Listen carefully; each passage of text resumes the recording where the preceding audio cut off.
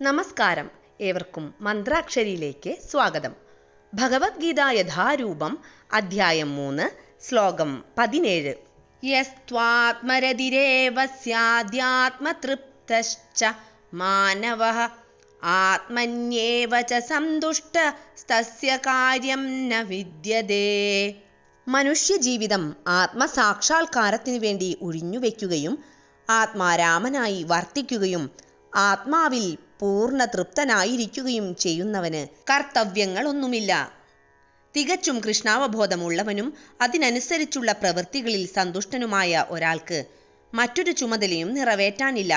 കൃഷ്ണാവബോധം ഉദിക്കുന്നതുകൊണ്ട് തൽക്ഷണം തന്നെ അനേകായിരം യജ്ഞാനുഷ്ഠാനങ്ങൾ കൊണ്ട് മാത്രം സാധിക്കാവുന്ന വിധത്തിൽ അയാളുടെ ഹൃദയമാലിന്യമാകെ ഉടനെ ഒഴിഞ്ഞുപോകുന്നു.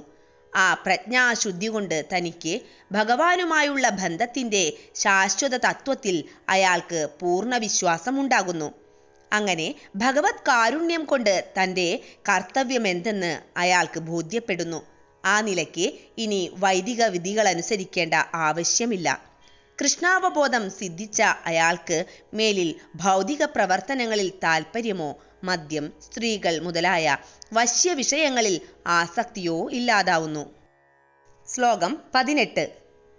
നൈവ തസ്യ കൃതേനാർത്തോ ന കൃതേനേഹ കശ്ചന ന ചാസ്യ സർവഭൂതേഷു കശ്ചിദർത്തവ്യഭാശ്രയഃ. ആത്മസാക്ഷാത്കാരം ലഭിച്ചവന് തനിക്ക് വിധിക്കപ്പെട്ട കർത്തവ്യം നിറവേറ്റുന്നതുകൊണ്ട് നേടാനായിട്ട് ഒന്നുമില്ല. അത് ചെയ്യാതിരിക്കാൻ ഒരു കാരണവുമില്ല. അവന് മറ്റൊരു ജീവിയെയും ആശ്രയിക്കേണ്ടതുമില്ല.